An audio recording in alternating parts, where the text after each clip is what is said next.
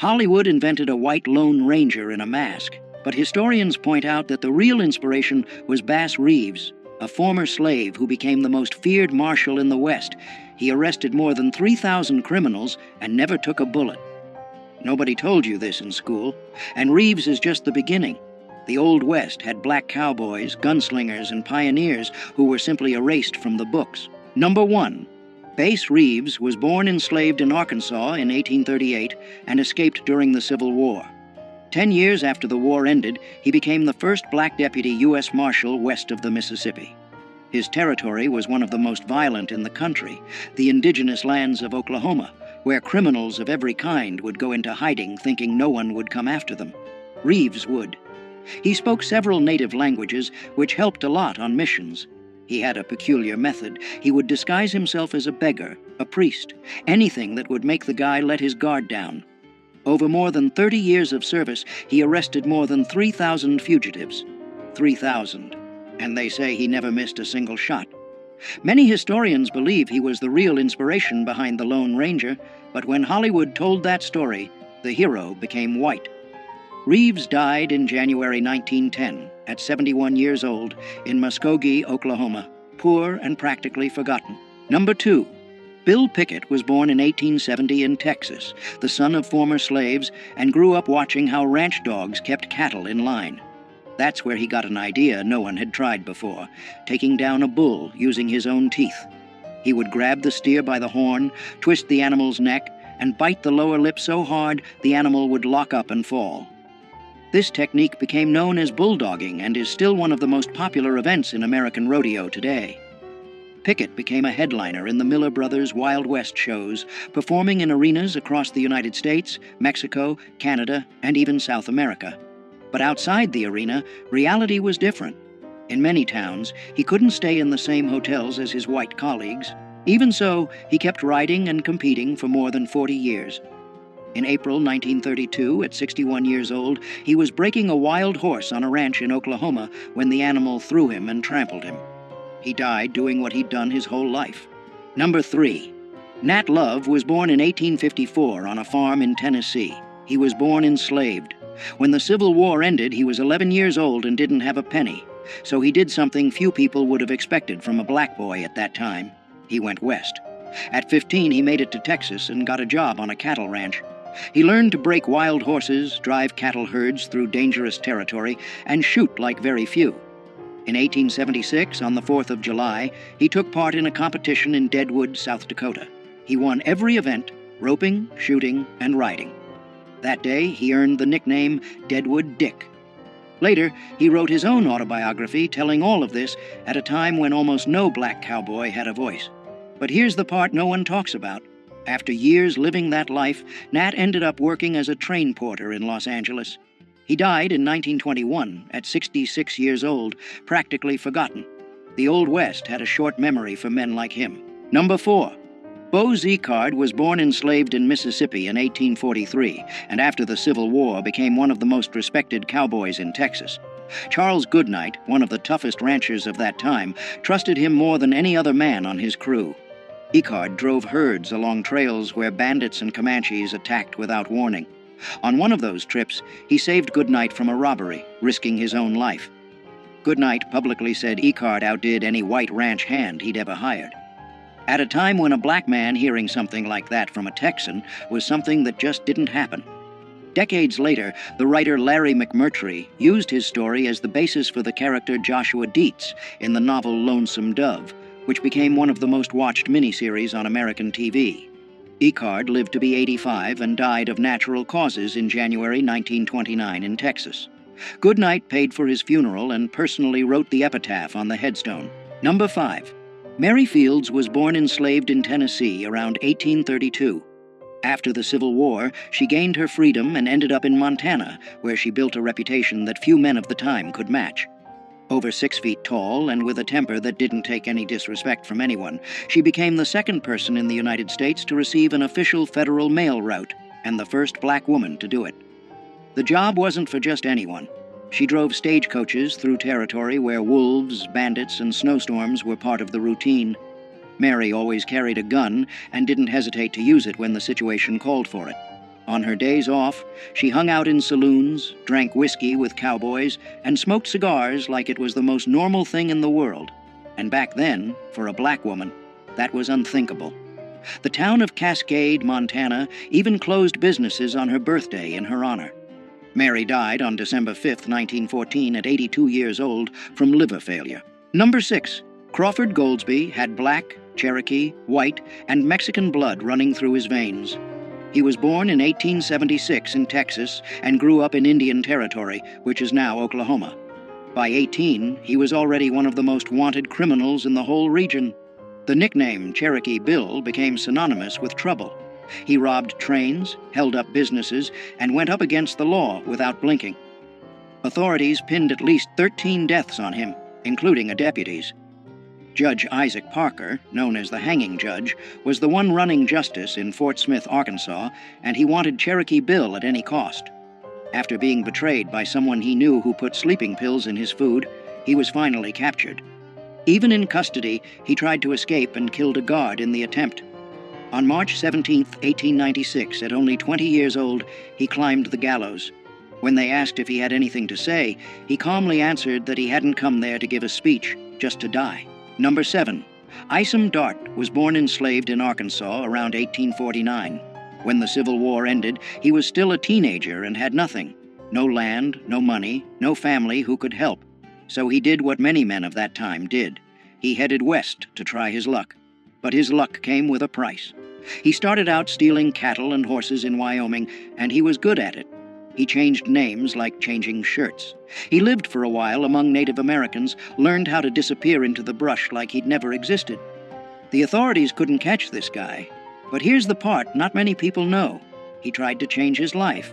He bought a small ranch and tried to live honestly. The problem is, when you've got a past like that, the past comes to collect. In October 1900, Tom Horn, one of the most feared hired killers in the West, got the job to finish Isom. An ambush on Cold Spring Mountain was all it took. One clean shot, and Isom Dart went down at 51 years old. Number 8. This is George McJunkin. The guy was born enslaved in Texas in 1851 and never had access to any school. Even so, he taught himself to read and became one of the most respected cowboys in New Mexico. But what makes his story truly impressive has nothing to do with cattle. In 1908, after a major flood near the town of Folsom, McJunkin found huge bones sticking out of the ground in a ravine. He realized that wasn't normal. They were bones from giant bison that had gone extinct thousands of years ago, and along with them were spear points made by human hands. The problem was, nobody took him seriously at the time. McJunkin spent years trying to get scientists to pay attention to that place. He died in 1922 without seeing any recognition for his discovery. Only after his death did researchers finally go to the site and confirm that humans had been living in the Americas for at least 10,000 years. That changed everything science believed up to that point. Numero 9. Jim Beckworth was born enslaved in Virginia in 1798, but his life took a turn that few people would expect. While still young, he gained his freedom and went west to work as a trapper, hunting beaver pelts in the mountains. During his travels, he ended up being adopted by the Crow tribe, where he rose through the ranks until he became a war chief. That's right, a former enslaved man leading warriors in one of the most respected tribes of the Great Plains. Beckworth also discovered a pass in the Sierra Nevada mountains that still bears his name today, a route that helped thousands of settlers reach California. He lived between two worlds his whole life, moving between white society and native people without fully belonging to either side.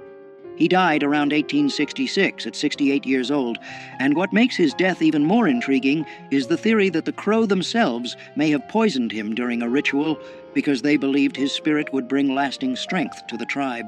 Number 10. York was born enslaved to the Clark family around 1770 and was taken on the expedition that crossed the American continent between 1804 and 1806. During the journey, something curious happened. Several indigenous tribes had never seen a black man before. Some tried to rub his skin, thinking it was paint or dirt. The Mandans were so fascinated that they treated him almost like a supernatural figure. York hunted, fought, and faced the same dangers as any other member of the group, but when the expedition ended, he returned to being enslaved.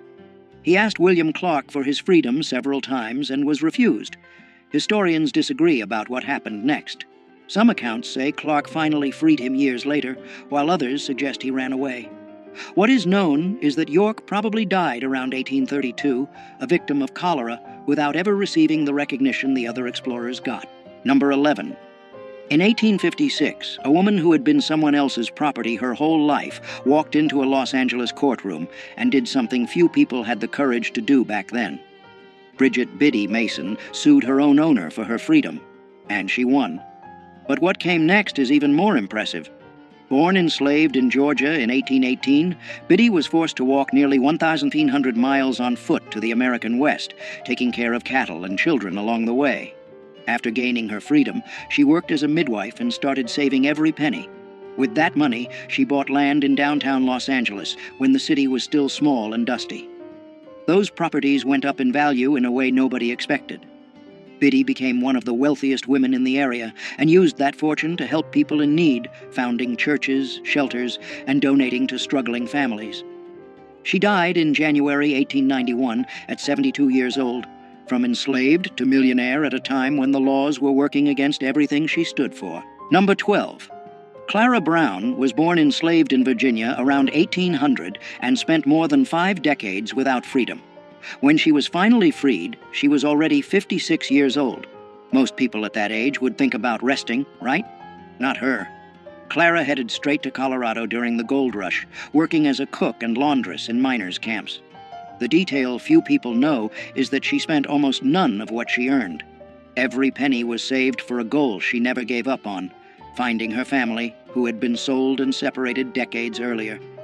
With the money she built up, Clara helped dozens of formerly enslaved people get settled in Colorado, paying for trips and offering housing. In Denver, she became known as the city's angel, and after years of searching, already in her 80s, she managed to reunite with her daughter, Eliza Jane. Clara died in October 1885 at 85 years old, proving that determination doesn't have an expiration date. Number 13. This is Kathy Williams, and her story is one of the most surprising of the post-Civil War era. Born enslaved in Missouri in 1844, she gained her freedom when Union troops occupied the area. But being free didn't mean having opportunities. With no money and no options, Kathy made a choice that few people would have had the courage to make. In 1866, she showed up at a recruiting station using the name William Cathay, and enlisted in the 38th Infantry Regiment, the famous Buffalo Soldiers. For 2 years, she marched hundreds of miles across New Mexico under the blazing sun, slept in tents with other soldiers, and went through medical inspections without anyone discovering the truth. It was only when she became seriously ill that an Army doctor revealed that William Cathay was, in fact, a woman. She was discharged and spent the rest of her life in Colorado, working as a laundress and cook. She died around 1893, poor and almost forgotten. She is the only documented woman to have served in the Buffalo Soldiers. Number 14. Louisa Marchbanks was born enslaved in Tennessee in 1833 and gained her freedom after the Civil War. She headed west and ended up in Deadwood, South Dakota, right in the middle of the gold rush. There, she became known as Aunt Lou, the woman who fed hungry miners who showed up with nothing in their pockets. Her reputation in the kitchen grew so much that she ended up cooking meals even for presidents of the United States. What stands out in her story is how a woman who started life without even having rights over her own body managed to become one of the most respected figures in a violent town run by armed men. In Deadwood, where the law barely existed, it was her food that brought people together. Aunt Lou later moved to Wyoming, where she kept cooking and was loved by everyone around her. She died on March 17, 1911, at 78 years old, of natural causes, leaving a legacy that few cowboys of that time could match. Number 15. Jesse Stahl was the kind of cowboy who made the whole crowd drop their jaws. Back in the early 1900s, he ruled the rodeos of the American West like very few could. The problem was that because he was black, the judges simply refused to give him the scores he deserved. It didn't matter how much better he was than the other competitors. Winning almost never came. In one famous moment, Stahl decided to ride a wild bronc, sitting backward in the saddle, just to prove that even like that he was better than everyone there. The message was clear, and the crowd got it right away. Born around 1879, he spent decades traveling the rodeo circuit, taking on not just horses trying to throw him to the ground, but a whole system trying to erase him. He died in 1935, at 56 years old, without ever getting the recognition he deserved in his lifetime. Today, he's considered one of the greatest cowboys who ever lived. Number 16. Most people don't even realize that there were black doctors in the Old West, let alone a black woman practicing medicine at a time when many white people couldn't even get into college. Henrietta Stewart was born in Canada in 1858, at a time when being black already meant carrying the weight of the world on your shoulders, and being a woman made everything even harder. Even so, she achieved something very few people of her time did: a medical degree. Stewart moved to New Mexico, where she treated miners injured in the mines and also indigenous communities that had almost no access to any kind of medical care. Racism was constant, but she just didn't stop. She kept knocking on patients' doors, treating anyone who needed it, without asking about color or background.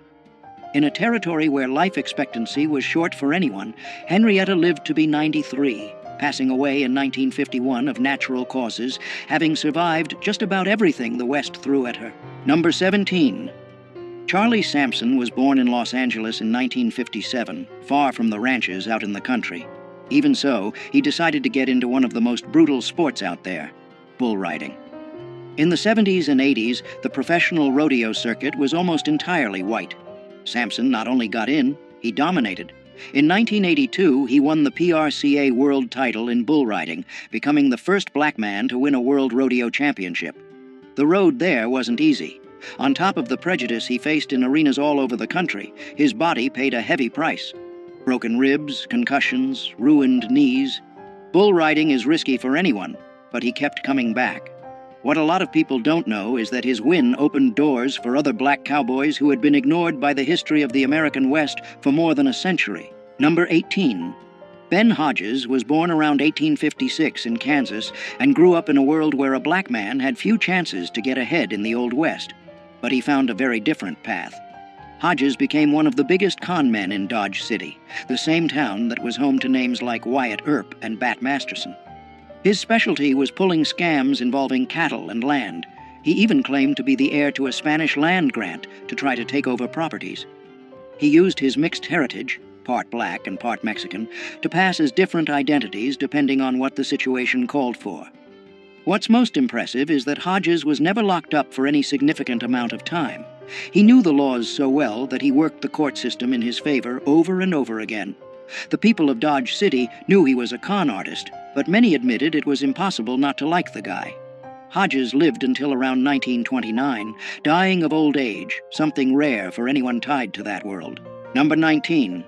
Willie Kennard pulled off something that seemed impossible in 1870s America. At a time when black men barely had basic rights guaranteed, he became the marshal in Yankee Hill, Colorado in 1874. And it wasn't because of political connections or anyone doing him a favor. The town was being terrorized by outlaws, and nobody wanted the job. Kennard stepped up, and the community, with few options, accepted. What happened next surprised everyone.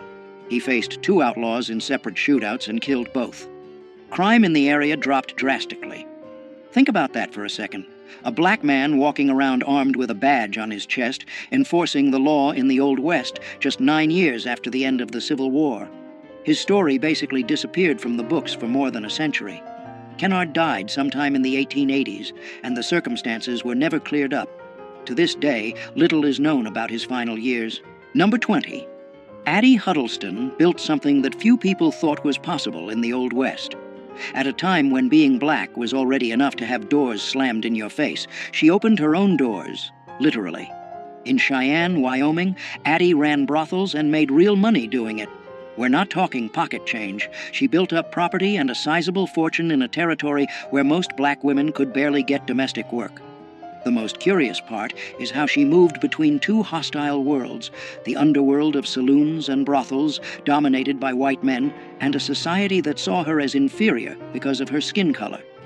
Even so, Addie thrived. Powerful men in town visited her establishments, which gave her a kind of informal protection. She died of natural causes in the 1880s, something rare for anyone in that line of work. While many madams ended up broke or murdered, Addie left the scene on her own terms.